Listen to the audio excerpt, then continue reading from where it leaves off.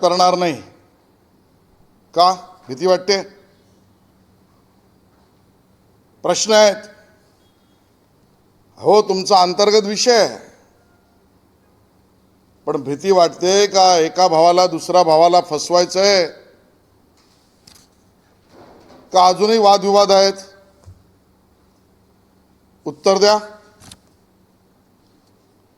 म्हणे विशेषतः राज ठाकरेजी म्हणाले असं कळलं मला, मुले पळवणारी टोळी मुंबईत फिरते, आता उमेदवार पळवतील.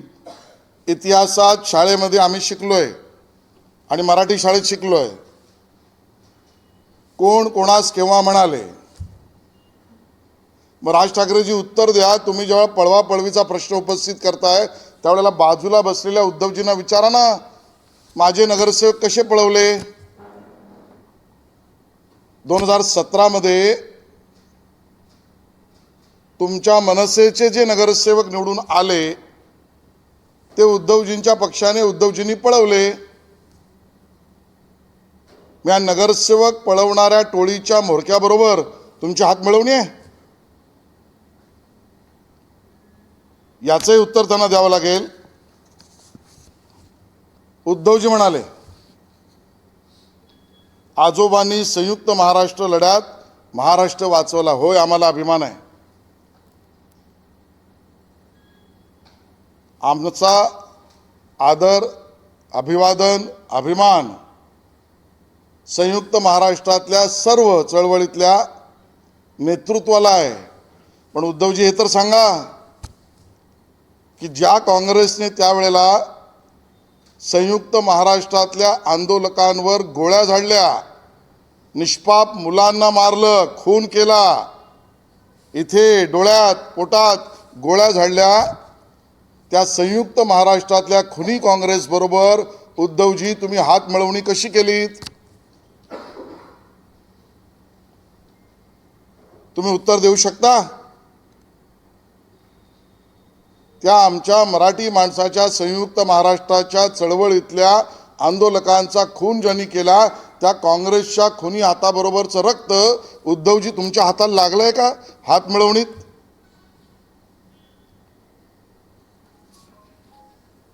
तुमचेच सुपुत्र म्हणाले होते उद्धवजी की मनसे आज संपलेला पक्ष आहे. मग आता काय च्यवनप्राश दिलंय? आणि कोणी कोणाला च्यवनप्राश दिलाय? मी मागेही म्हटलं, असंख्य प्रश्न विचारू आणि हे मुंबईकरांच्या मराठी माणसाच्या मनात आहे. त्यामुळे दोन पक्ष एकत्र आले तर हे मुंबईसाठी नाहीत, मराठी माणसासाठी नाहीत, मुंबईच्या विकासासाठी नाहीत, मराठी माणसाच्या अस्मितेसाठी नाहीत. हे संधी साधूपणा आहे. आणि मी तर म्हणेन सत्तेसाठी सत्ता पिपासूपणा आहे. हे सत्ता पिपासूपणा आहे. आणि म्हणतो याचं कारण तुमच्या या शॉर्ट फिल्ममध्ये एक तरी मुंबईसाठी प्रश्न विचारलात, प्रश्न उपस्थित केलात, चित्र मांडलत, स्वप्न मांडलत, विकासाचं काही बोललात नाही. मुंबईकरांसाठी काही नाही, मराठी माणसासाठी काही नाही, विकासासाठी काही नाही.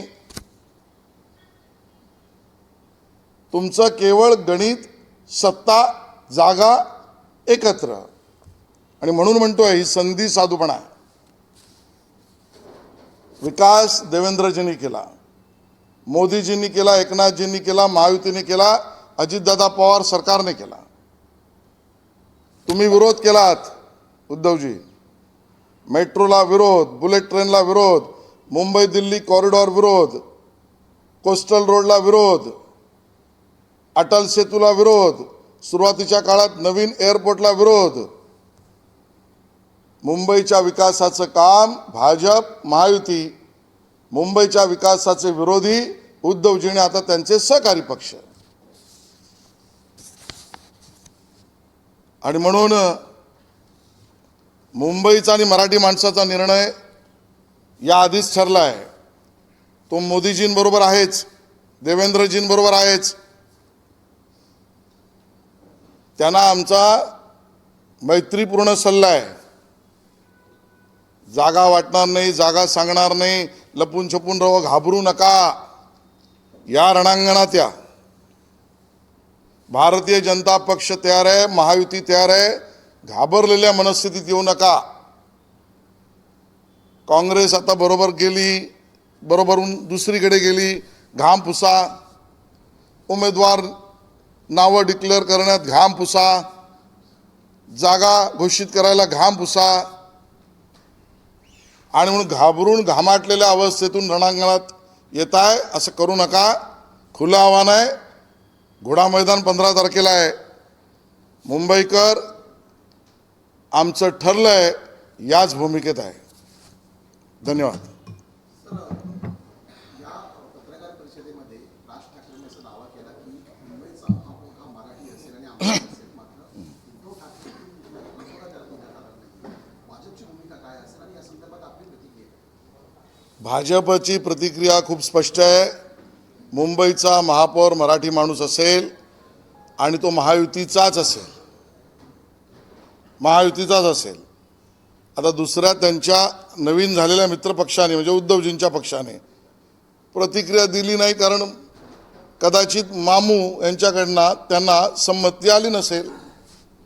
नवीन मामू कोणीतरी जोडले आहेत त्यांनी. त्यांची संमती आल्यावर ते बोलतील. मामूच नाव आहे ना तो कोण आता पक्षात. उद्धव